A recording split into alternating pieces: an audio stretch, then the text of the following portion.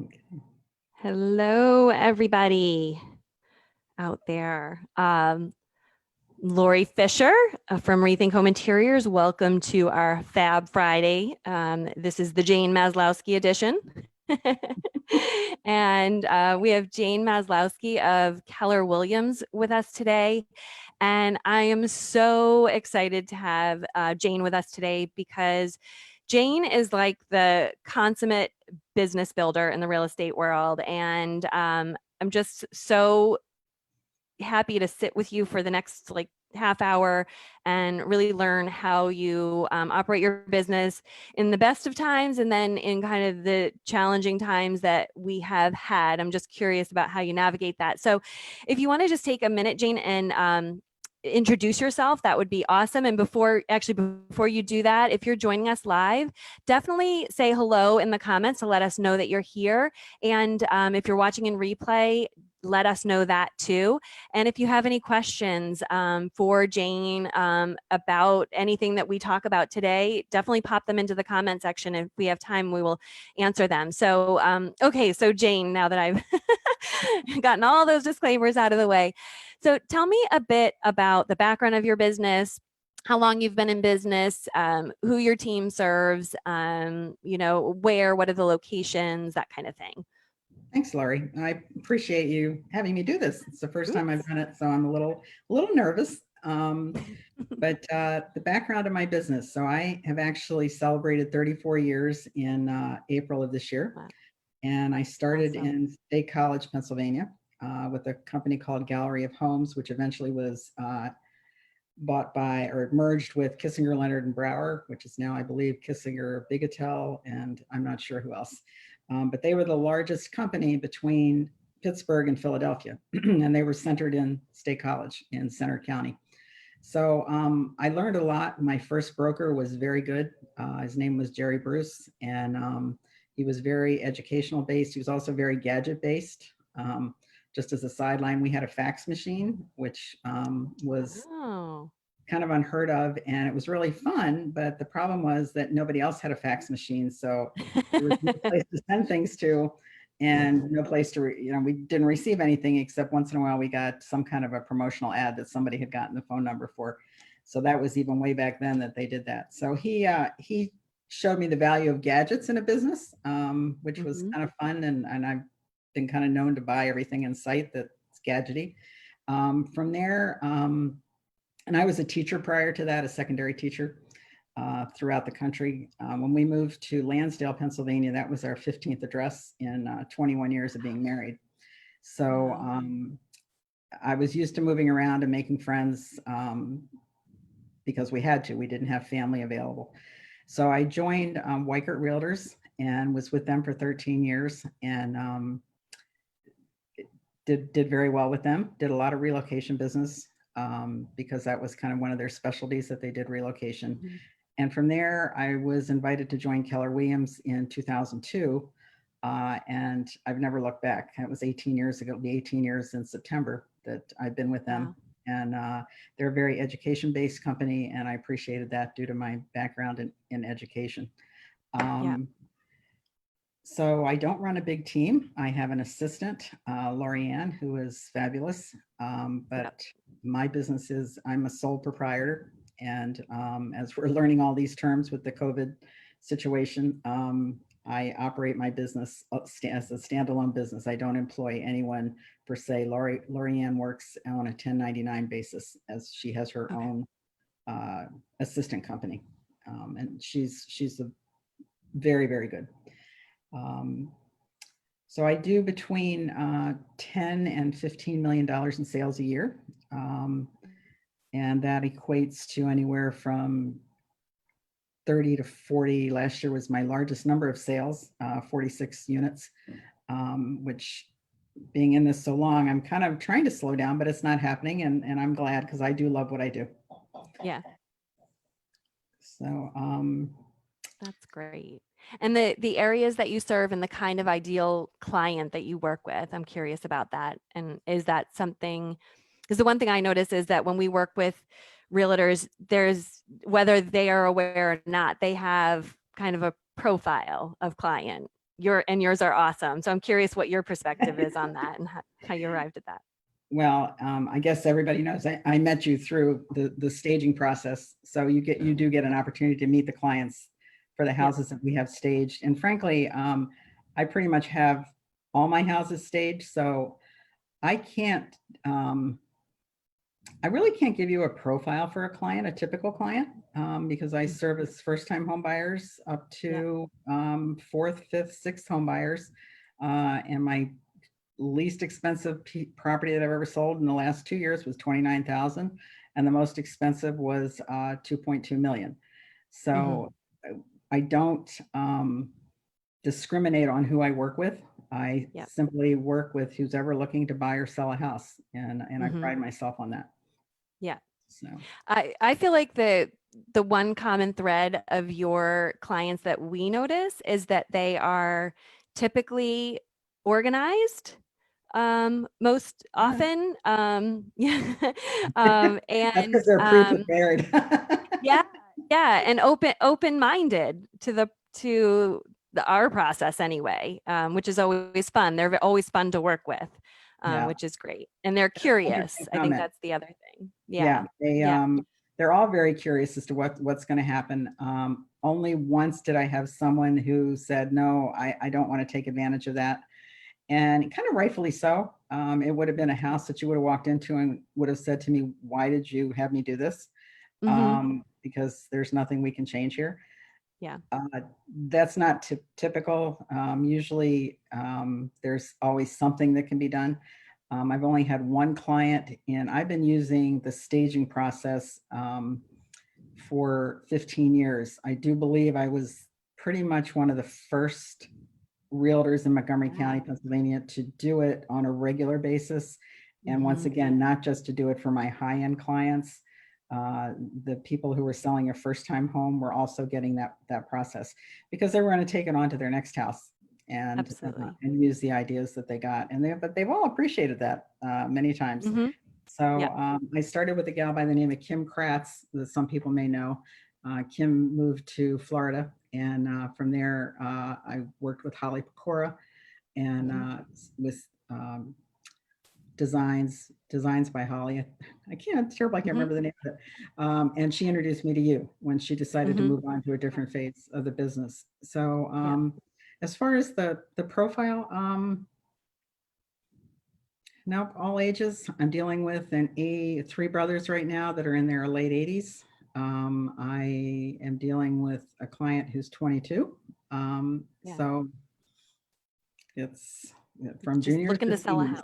Looking to sell or list a house. You got it. So because you have had such a history, 34 years in this business, you have experienced a lot of moments, whether they directly impact the real estate industry, or I'm thinking of like September 11th, or these catastrophic kind of some of what we're dealing with right now, where the country's psyche is taking a collective hit in a way, right? And I'm just curious, because for me as a relatively new business owner, even though I'm in my 9th year, it has brought up a lot of questions for me, and I'm sure others, about what do you choose to do in order to operate and or market or sell your business in times like this? Have you, and I'm thinking in particular, like 2000, September 11th and what's going on right now. To me, those are similar parallels, maybe, in just the way the country is feeling.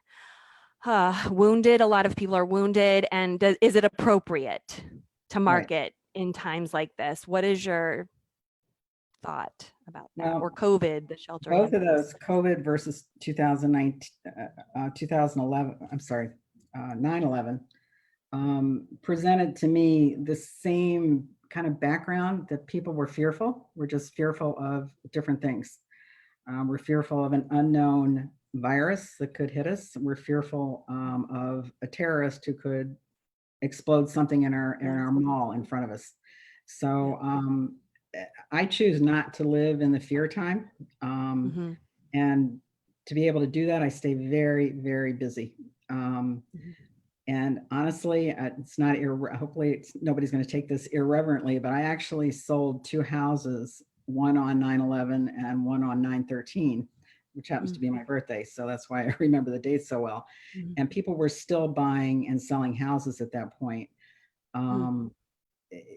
There were, once again, the fear factor was there, the fear of the unknown, what was going to happen, but people were still doing business and they needed to move. And that's the bottom line here. When we've been so upset about the situation in Pennsylvania, where the realtors were not considered essential personnel, where they were considered that way throughout the rest of the country.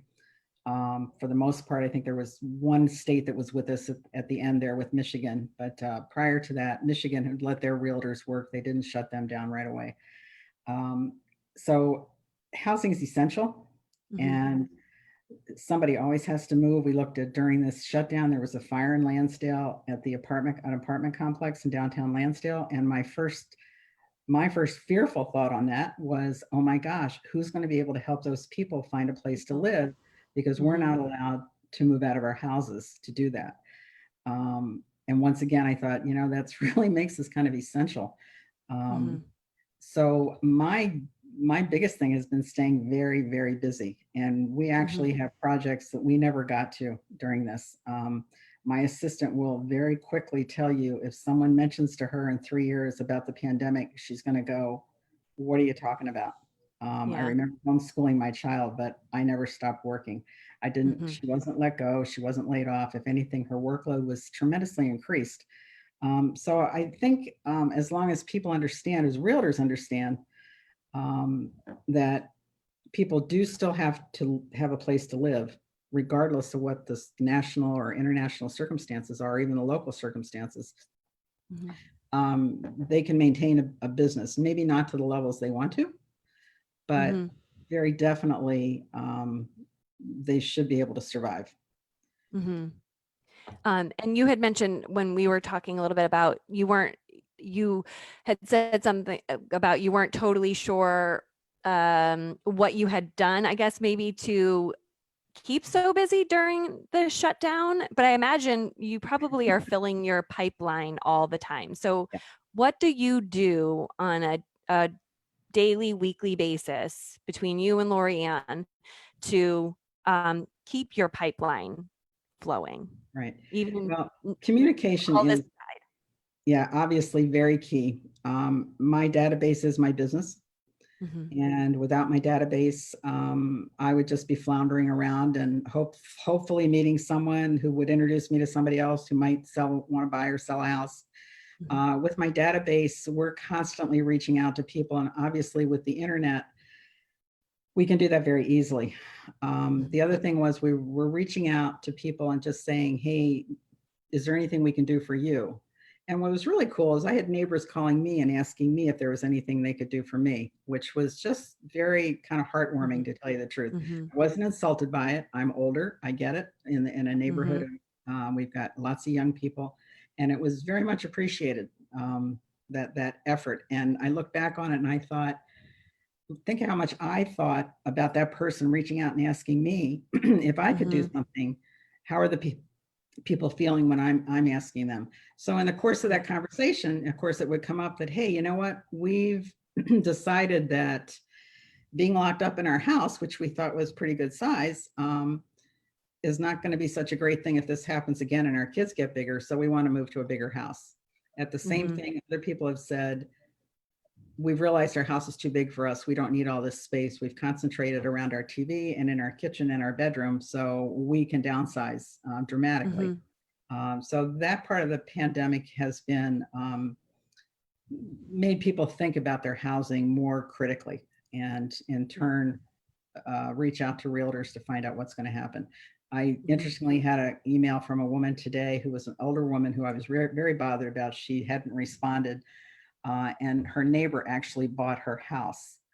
And I was relieved for her during this, because she said she didn't know what she was going to do. And she didn't know, she still had stuff locked away in storage units because she couldn't get sources to help out to get rid of it. Well, we had those sources. Had she used a realtor, she would have had that all taken care of.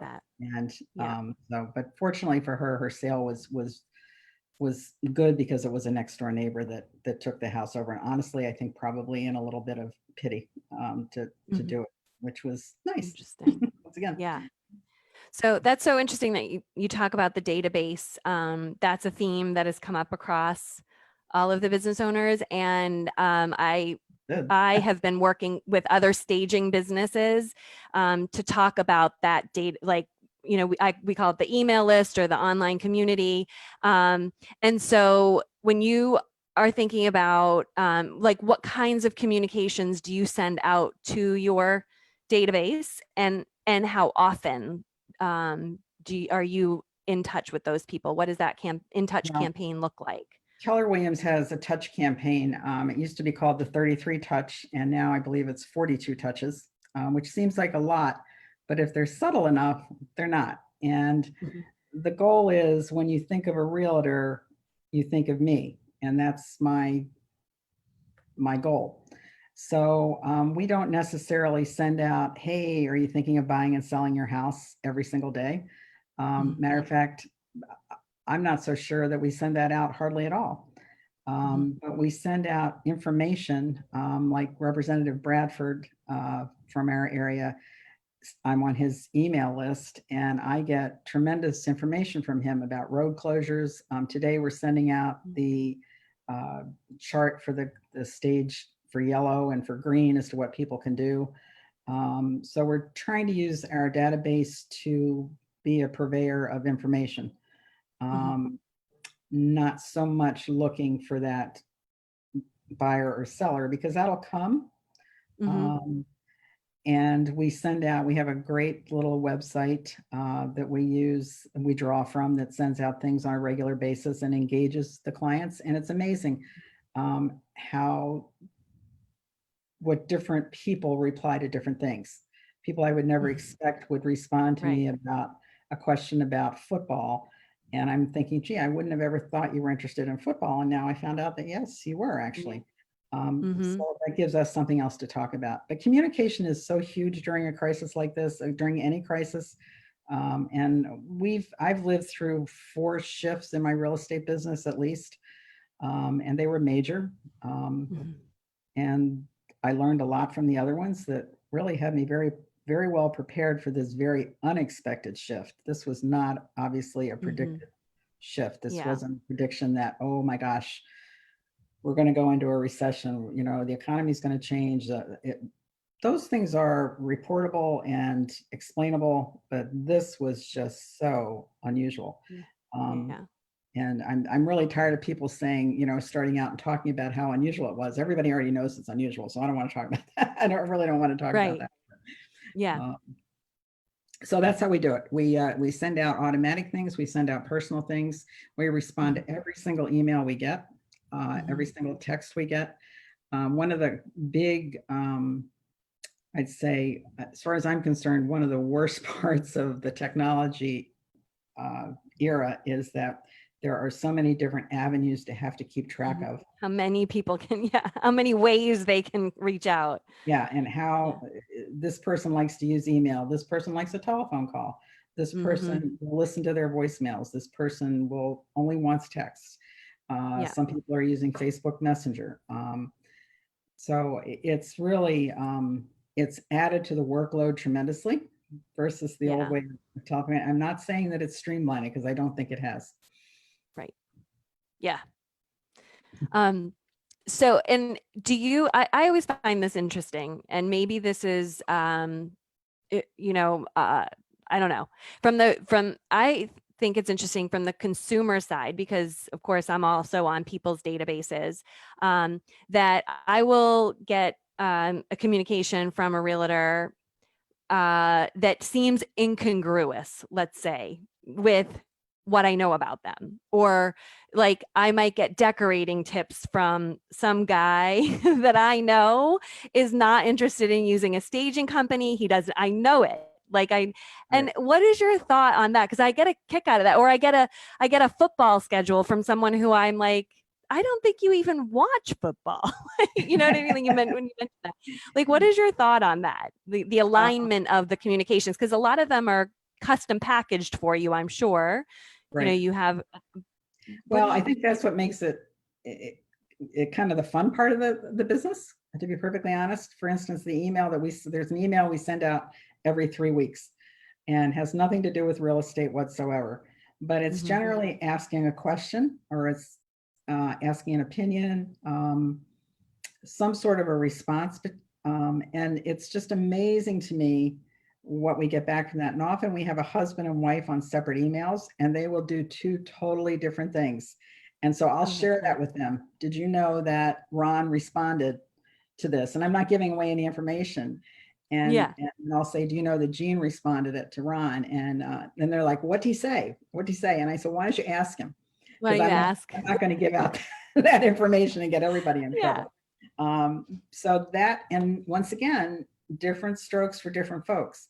The football calendars, I send out football calendars. The baseball calendars were already, for the first time ever, were out way early this year. And of course, total waste of money and things. But one guy said to me, I'm really glad you still sent that baseball calendar because I can dream. There you go. I'm like, wow, what a great comment.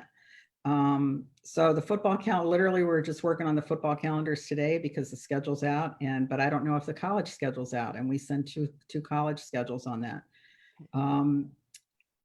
People will call and ask me if I'm sending them, if I'm late for some reason. We send out an annual calendar, small one, just that goes on the refrigerator, which is hard to do anymore because nothing sticks to the refrigerators with the stainless steel. So, but one gal said, and I'm in big favor of things that can't be stuck on refrigerators. I know you are, Laurie. Just like a little spot there, though. So the annual calendars, there's a little page in the middle of it to send back to the realtor or to send back to the person that's sending it, would you like to get this again? I actually had my cousin send me that back, who's a priest. And he says, yes, I would like to get this again. I'm like, Fran, are you kidding me? You're going to get it. But it was a laugh, and it showed me that somebody's actually paying attention to it and looking at it. And once again, if some people have called and asked for two, could you send me an extra one? I'd like one for my other house, or I'd like one for my office. So we put those people on already. So every time everybody that's asked for that is getting one automatically now every year, because we're able to do that with the database. And that's the key part. If you feed your database with information, it's going to come back and feed you. So. That's great. That's awesome. So let me ask you this. As far as, continuing to educate yourself, you are a teacher, you are an education gadgety techie. I love it.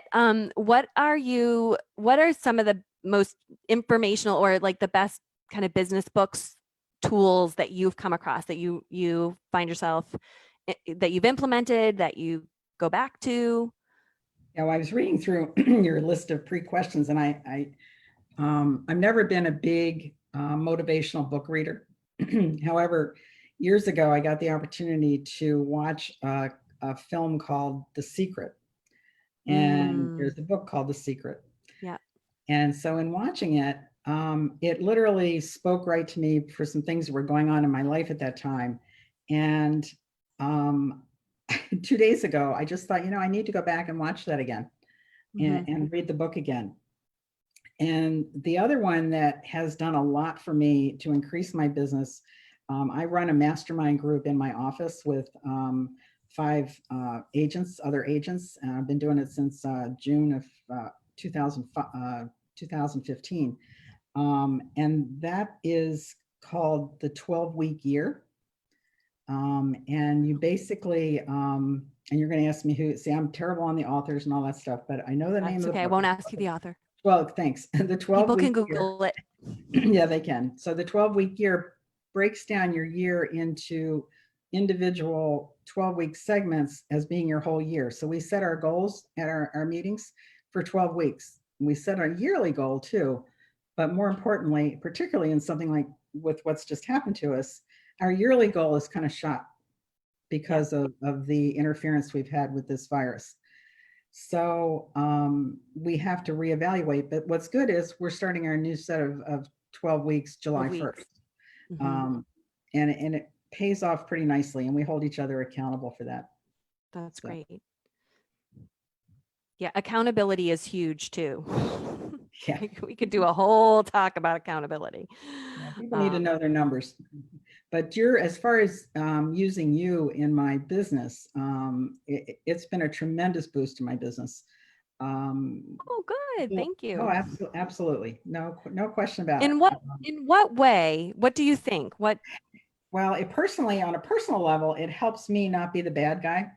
Mm-hmm. And going in and saying, that purple bedroom upstairs probably is going to need to be changed.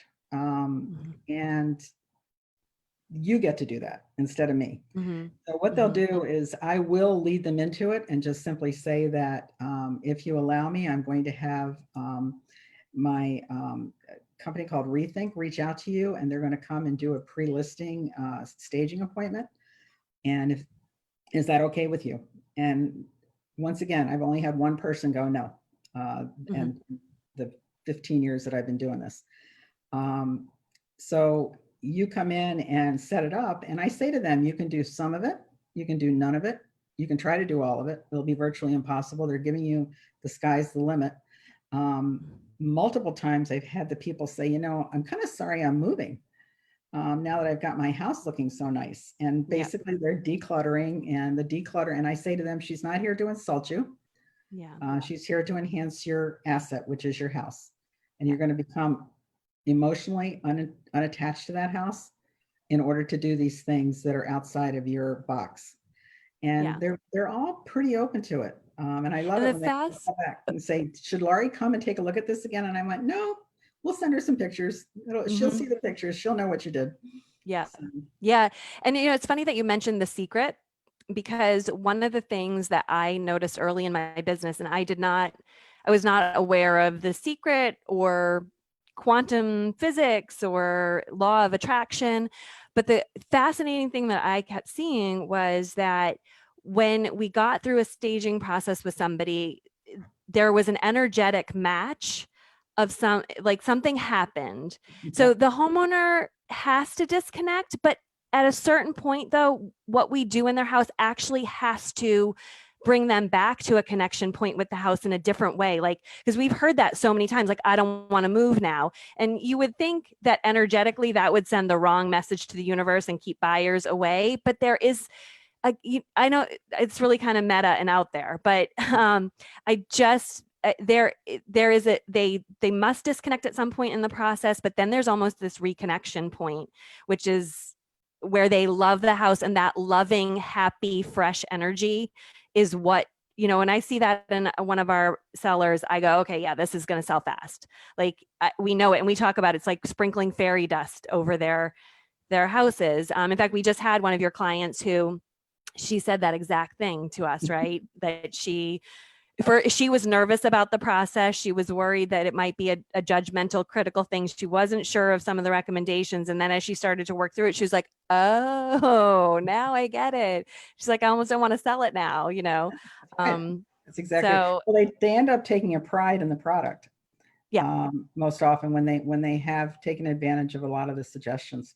So and I think that's, and I think that is the other interesting thing that we don't talk about enough is that when someone's house goes up online, everybody can see how you live. They sure right? can. So if you really want people to think you live an organized, you got your stuff together life, this process puts almost like that social media spin on things in a way, right? Yeah. Well, I've had kids say to their parents, that doesn't even look like our house. And we're like, that's okay, because it's not going to be. And to which I always say, perfect, yes, then we've done it right.